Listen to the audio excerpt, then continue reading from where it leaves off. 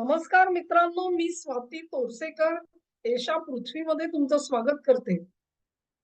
अंकारामध्ये नेटोची बैठक झाली आणि ती संपून डोनाल्ड ट्रम्प जेव्हा मायदेशी परतले, तेव्हा त्यांना त्यांचं आवडतं विमान वापरता आलं नाही. जे त्यांना कतारनी प्रेझेंट म्हणून दिलेलं होतं, काहीतरी $400 बिलियन विमान आहे वगैरे असं म्हणतात, कल्पना नाही. एअरफोर्स वनची रिप्लेसमेंट म्हणून ते विमान वापरलं जात होतं आणि अचानक निर्णय फिरला.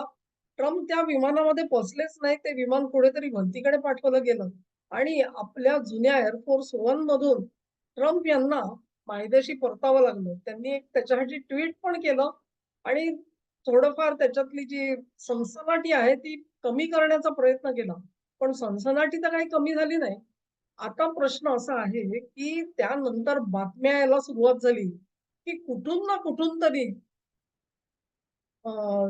सिक्युरिटी एजन्सीजना काहीतरी शंका आली, की ते जे कतारने दिलेलं विमान आहे, त्याच्यामधून राष्ट्राध्यक्ष सुरक्षितरित्या आपल्याला त्यांना परत नेता येणार नाही.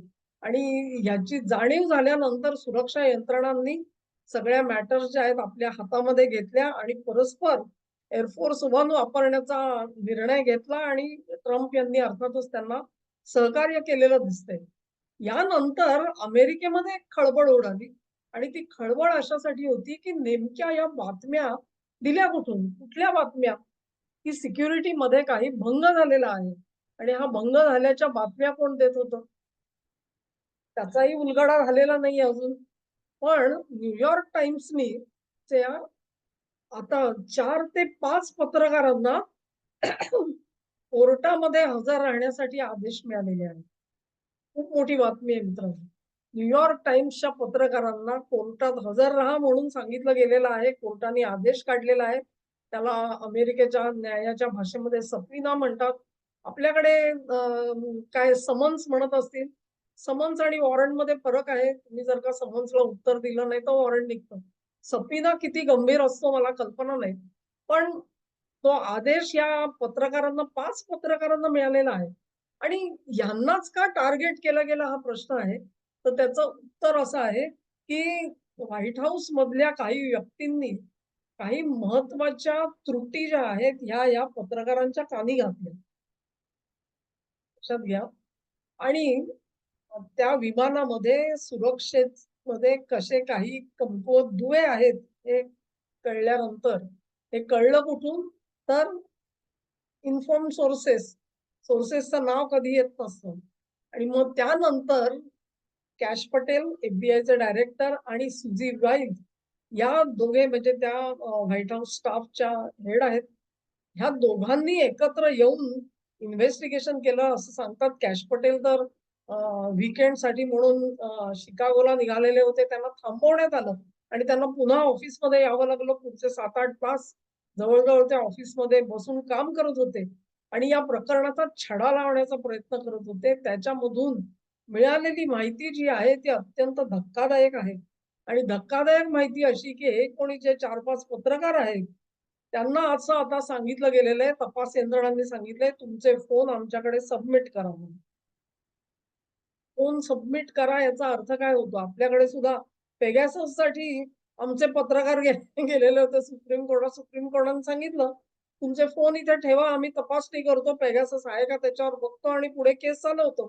म्हटल्यावर सगळे पांगले. इथे तशी परिस्थिती नाहीये. इथे त्यांना फोन द्यावे लागतील हातामध्ये. कारण तपास यंत्रणांनी सांगितलेलं आहे, सुरक्षेचा प्रश्न आहे आणि ते ऐकणार नाहीत गृहीत धरून कोर्टामधून तो आदेश मिळवलेला आहे, की कोर्टामध्ये हजर राहा म्हणून.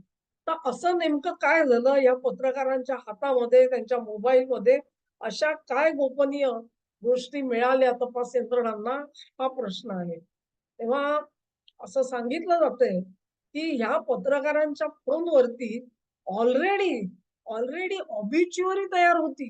लक्षात घ्या, ऑबिच्युअरी म्हणजे काय?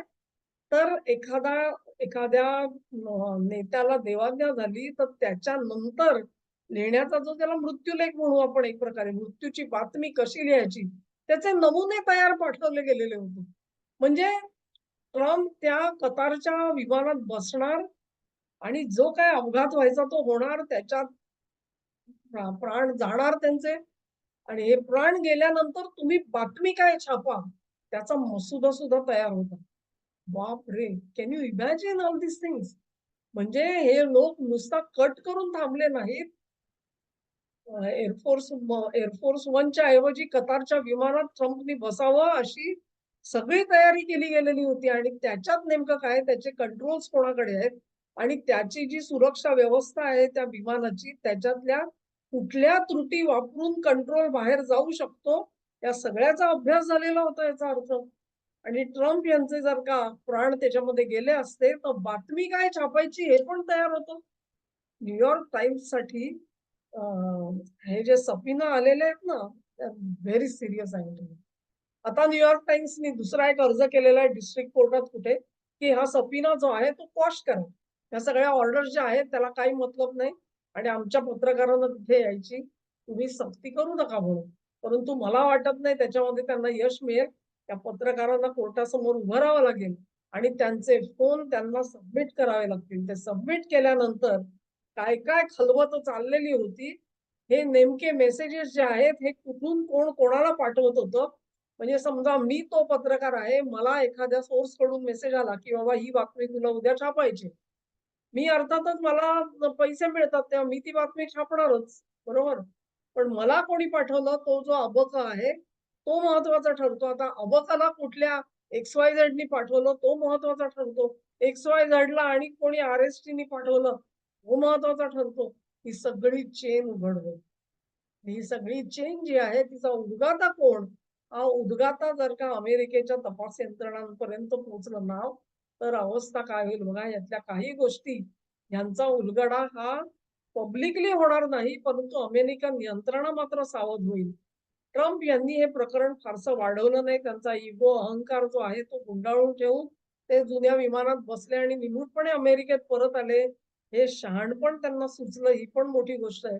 कुठल्याही नेत्याचा अशा प्रकारे अंत होणं ही काही चांगली गोष्ट नाही. अपघातामध्ये अशा तऱ्हेने मारून टाकण्याचे प्रयत्न करायचे.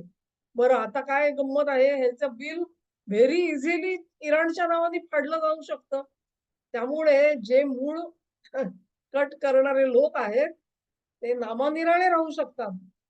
ते आणि कारण ट्रम्पचे खरे विरोधक जे आहेत, ते त्यांच्या देशातच बसलेले आहेत. जे स्वतः एप्स्टाईन प्रकरणामध्ये अडकलेले आहेत आणि आरोप ट्रम्पवरती करतायत. केवळ एप्स्टाईन नाही, इतरही अनेक गोष्टी आहेत. ट्रम्प काय फार धुतल्या तांदळासारखे आहेत असा माझा बिलकुल दावा नाहीये. पण अशा प्रकारे कोणाची हत्या करून त्याला राजकीय जीवनातून उचलायचं ह्याच्यासोबत माझं मन नाही सांगत असं. असो पण न्यूयॉर्क टाइम्स वरती हे जे आता सफीनाचं संकट आलेलं आहे त्यातून ते पार कसे पडतात किंवा या प्रकरणामधून आणखी काय माहिती बाहेर येते आणि तिचा आपल्या समोर उलगडा होतो हे बारकाईने नजर ठेवून बघायची गरज आहे. अशाच गोष्टी भारतासाठी सुद्धा होऊ शकतात हे आपल्याला बिलकुल विसरता येणार नाही. कारण काही शक्ती अशा आहेत की ज्यांना जसा ट्रम्पची हत्या करायची आहे तशीच त्यांना मोदींचीही हत्या करायची आहे. हे अगदी अधोरेखित आहे. हा व्हिडिओ तुम्हाला आवडला असेल अशी आशा करते. तुम्हाला आवडला असेल तर लिंक शेअर करा, व्हिडिओला लाईक करा, चॅनेलला सबस्क्राईब करा आणि सहकार्य असंच चालू ठेवा. नमस्कार.